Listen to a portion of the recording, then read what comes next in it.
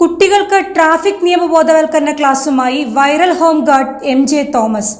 കുന്നുവയൽ government LP സ്കൂളിൽ student traffic ക്ലബിന്റെ ഉദ്ഘാടന ചടങ്ങിൽ മുഖ്യ അതിഥിയായി എത്തിയതായിരുന്നു റോഡിലെ മൈക്കിൾ ജാക്സൺ എന്നറിയപ്പെടുന്ന MJ തോമസ്.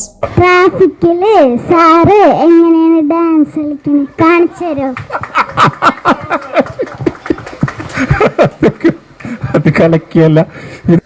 സാറെങ്ങനെയാ ട്രാഫിക്കിൽ ഡാൻസ് ചെയ്യുന്നത്? 4ാം ക്ലാസ്സുകാരി സജ ഫാത്തിമയുടെ ചോദ്യം ക്ലാസ്സിലെത്താനെത്തിയ ഹോം ഗാർഡ് MJ തോമസിനോടായിരുന്നു. ചോദ്യം തോമസ് സാർ ഉൾപ്പെടെയുള്ള സദസ്സിൽ ചിരി പടർത്തിയെങ്കിലും ചോദ്യത്തിനുള്ള മറുപടി കുട്ടികൾക്ക് മാത്രമല്ല കാണികളായി എത്തിയവർക്കും തിരിച്ചറിവായി. കുന്നുകര പഞ്ചായത്തിലെ കുന്നുവയൽ ഗവൺമെന്റ് LP സ്കൂളിൽ ആരംഭിച്ച സ്റ്റുഡൻസ് ട്രാഫിക് ക്ലബിന്റെ ഉദ്ഘാടന ചടങ്ങിൽ മുഖ്യാതിഥിയായി എത്തിയതായിരുന്നു പറവൂർ നഗരത്തിലെ ഹോം ഗാർഡായ MJ തോമസ്. 4 തവണ സംസ്ഥാനത്തെ മികച്ച ഹോം ഗാർഡായി തെരഞ്ഞെടുത്ത തോമസിന്റെ ട്രാഫിക് നിയന്ത്രണം ഇപ്പോൾ നാട്ടിലാകെ വൈറലാണ്. ഡാൻസ് കളിക്കുന്ന പോലെ അനായാസമായി ട്രാഫിക് കുരുക്കഴിക്കുന്ന തോമസിനെ റോഡിലെ മൈക്കിൾ ജാക്സൺ എന്നാണ് ഇപ്പോൾ അറിയപ്പെടുന്നത്. കുന്നുകര ജംഗ്ഷനിൽ സംഘടിപ്പിച്ച പരിപാടിയിൽ ട്രാഫിക് നിയമങ്ങളെക്കുറിച്ച് ലളിതമായി തോമസ് സാർ കുട്ടികൾക്ക് ക്ലാസ് എടുത്തു. പ്രധാനാധ്യാപിക മേരി ലീന, അധ്യാപിക CT Haseena, PTA president EP Sabeer, programme കോർഡിനേറ്റർമാരായ KM ഷൈബി, ഉമറുൽ ഫാറൂഖ് തുടങ്ങിയവർ നേതൃത്വം നൽകി. റോഡ് കടക്കുമ്പോ 2 സ്ഥലത്തും വണ്ടി വരുമെങ്കിൽ എന്താ ചെയ്യാ? നമ്മൾ നടക്കണം. അപ്പൊ നമ്മള് റോഡ് ക്രോസ് ചെയ്യാൻ നിൽക്കുന്നു. നമ്മൾ ആദ്യം ഇടത്ത് വശം നോക്കി, പിന്നെ ആദ്യം റൈറ്റ് സൈഡിൽ നോക്കി, പിന്നെ ലെഫ്റ്റ് സൈഡിൽ നോക്കി, പിന്നെ നമ്മൾ റൈറ്റ് സൈഡിൽ നോക്കിയിട്ട് ഇങ്ങനെ റോഡ് ക്രോസ് ചെയ്യുന്നു. അപ്പൊ നമ്മൾ പെട്ടെന്ന് അവിടെ നിന്ന് ഒരു വണ്ടി വരുന്നു ലെഫ്റ്റ് സൈഡിൽ നിന്ന്. അപ്പൊ നമ്മൾ എന്ത് ചെയ്യണം? സാധാരണ നമുക്ക് റോഡ് അപകടങ്ങൾ ഉണ്ടാവേണ്ട കാരണം എന്താണെന്ന് വെച്ച് കഴിഞ്ഞാൽ നമ്മൾ ഈ പോയ പോലെ തന്നെ തിരിച്ച് ഇങ്ങോട്ട് വരും.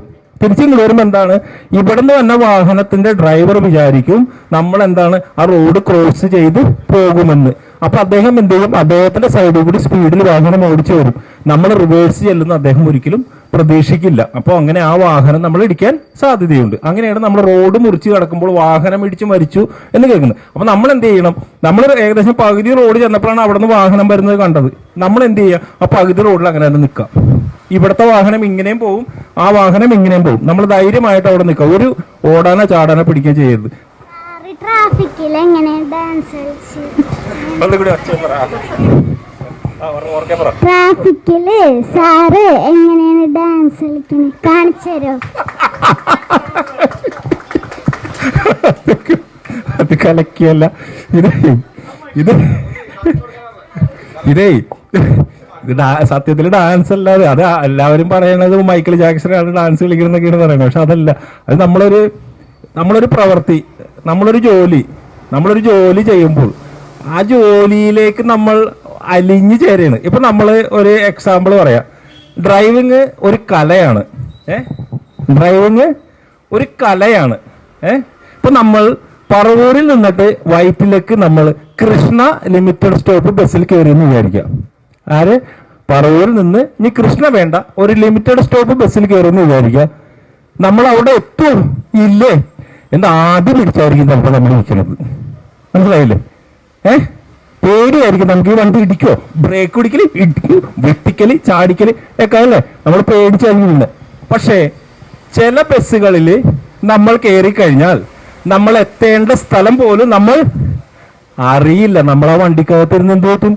സുഖമായിട്ട് ഉറങ്ങും, അല്ലെങ്കിൽ സുഖമായിട്ട് എന്തെങ്കിലും വായിക്കും, അല്ലെങ്കിൽ സുഖമായിട്ട് മൊബൈൽ നോക്കിയിരിക്കും. ആ സ്ഥലം എത്തുന്നത് പോലും നമ്മളറിയില്ല. അപ്പൊ നമ്മൾ ചെയ്യുന്ന പ്രവൃത്തിയിൽ ഒന്ന് നമ്മൾ കടത്ത് കഴിക്കല്, എങ്ങനെയെങ്കിലും അവിടെ പാസഞ്ചറിനെ എത്തിക്കുക.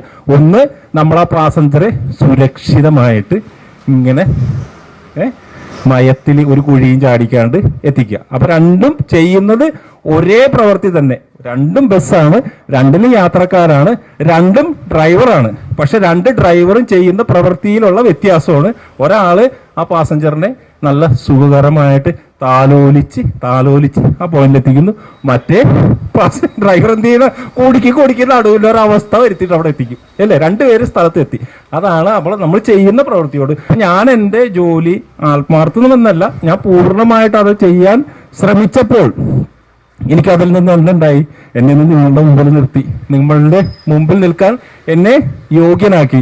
എനിക്ക് TV പരിപാടിയിൽ പങ്കെടുക്കാൻ പറ്റി. നിരവധി അവാർഡുകൾ എനിക്ക് കിട്ടി. പല സ്ഥലങ്ങളിലും ക്ലാസ് എടുക്കാൻ പോകാൻ കിട്ടി. എന്തൊക്കെ പറയണ്ടേ? മൊത്തത്തില് സംഗതിയായി. അപ്പോൾ നമ്മള് ഏത് ജോലിയാണോ ചെയ്യുന്നത് ആ ജോലിയിൽ നമ്മൾ പ്രതിഫലേച്ഛ കൂടാതെ നമ്മൾ എന്ത് ചെയ്യണം? ആ ഇതിനോട് അലിഞ്ഞു ചേരണം. മനസ്സിലായില്ലേ? അലിഞ്ഞു ചേരുമ്പോൾ ഈ പറഞ്ഞ സംഗതികളൊക്കെ വരും.